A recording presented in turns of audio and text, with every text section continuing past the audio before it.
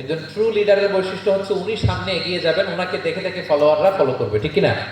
প্রিয় নবীজি নিজে মাটি বহন করেছেন, পাথর বহন করেছেন, নিজে খন্দকের পরীক্ষা খনন করেছেন, পেটে পাথর বেঁধেছেন। এটা ছিল সাহাবাদের সাথে প্রিয় নবীজির ইন্টারাকশন, ডিলিংস, মেলামেশা। এবার আমরা একটু দেখি যে প্রিয় নবীর যারা খাদেম ছিলেন, কর্মচারী ছিল, তাদের সাথে কেমন আচরণ ছিল। আমরা তো আমাদের বাসায় পান থেকে চুল খসলেই হাত তুলে ফেলি কাজের লোকদের গায়ে, এরকম দেখি না আমরা?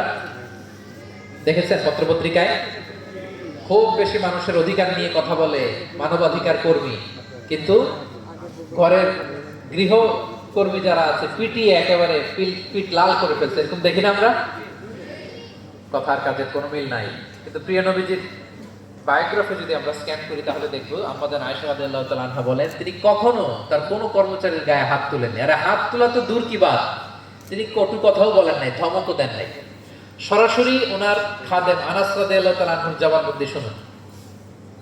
ডিরেক্ট কারো ব্যাপারে জানতে হলে আপনি তার ড্রাইভারের কাছ থেকে খোঁজ পাবেন, কর্মচারীর কাছ থেকে খোঁজ পাবেন, মানে ঘরের কাজের বুয়ার কাছ থেকে খোঁজ পাবেন, দারোয়ানের কাছ থেকে খোঁজ পাবেন। বিশ্বনবীর দারোয়ান বা কর্মচারীর কাছ থেকে শুনেন ওনার আচরণের ব্যাপারে। আনাস রাদিয়াল্লাহু তাআলা আনহু বলেন, আমি 1 বছর 2 বছর নয়, টানা 10 বছর বিশ্বনবীর খাদেম ছিলাম। কয় বছর? এই 10 বছরের এই লং পিরিয়ড অফ টাইমে কখনো তিনি আমার কোনো কাজে বিরক্ত হয়ে এই শব্দটা বলেন নাই। তিনি কখনো বলেন নাই যে আনাস এটা কেন করেছো,